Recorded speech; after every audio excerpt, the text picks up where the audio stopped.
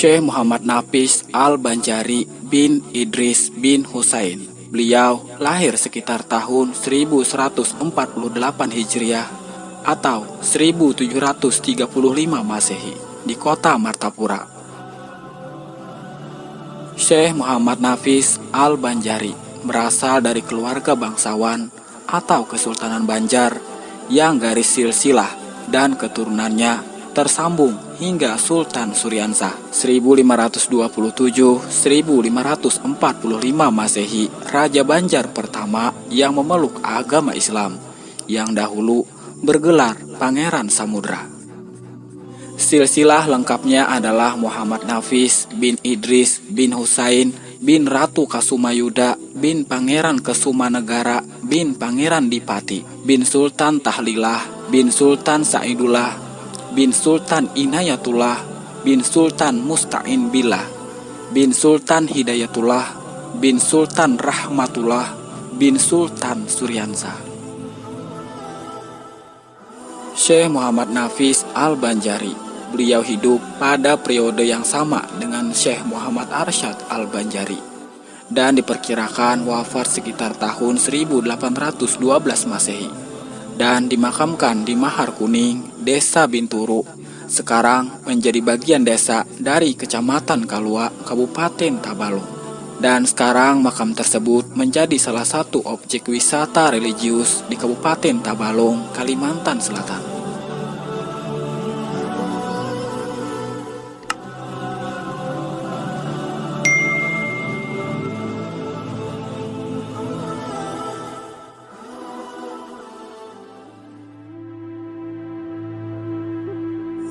Sobat sanak semuanya, tidak ada catatan tahun yang pasti kapan beliau pergi berangkat menuntut ilmu ke Tanah Suci Mekah. Diperkirakan beliau pergi menimba ilmu ke Tanah Suci Mekah sejak usia dini dan sangat muda, sesudah mendapatkan pendidikan dasar-dasar agama Islam di kota kelahiran beliau, yaitu di Martapura. Kemudian diketahui beliau belajar dan menuntut ilmu agama Islam di kota Mekah.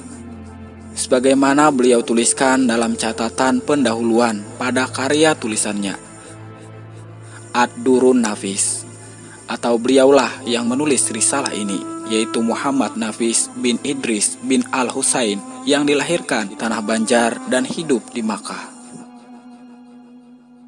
Tidak terdapat informasi dan catatan tentang apakah beliau di Makkah dan Madinah belajar bersama Syekh Abdus Samad Al-Palimbani, Muhammad Arsyad Al-Banjari, dan rekan-rekan mereka yang lainnya.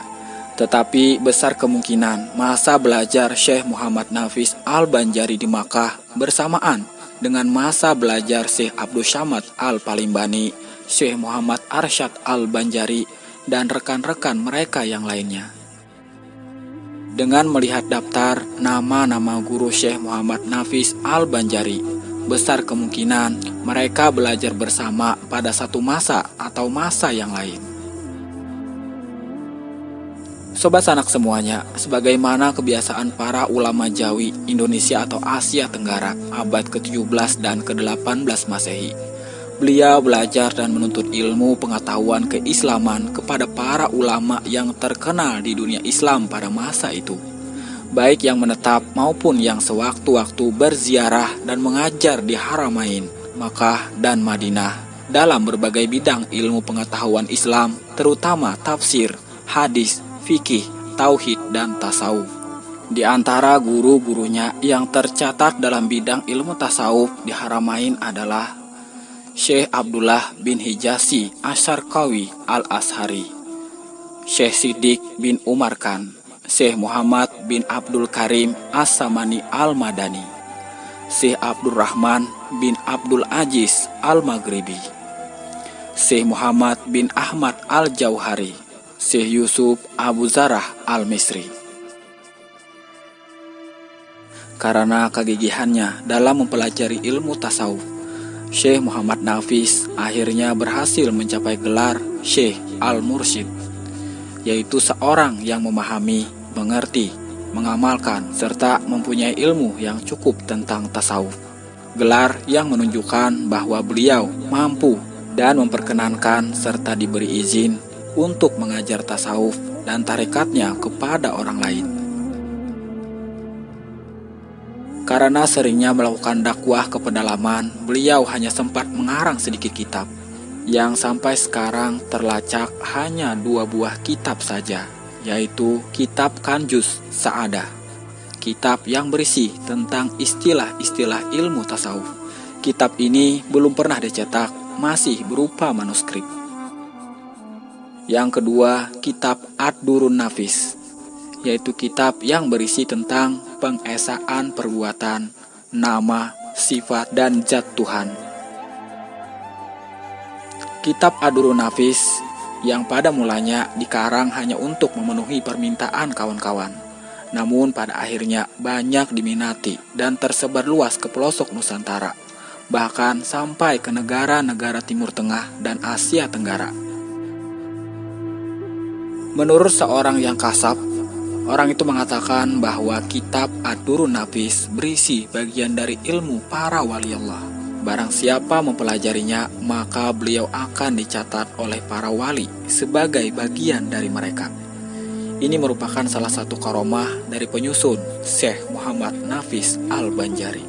Kitab yang berisi bahasa Melayu ini merupakan kitab kecil dan tipis, tetapi isinya sangat padat, yaitu berisi ajaran tauhid yang tinggi yang menjelaskan tentang keesaan Allah dari segi zat, sifat asma, dan af'al.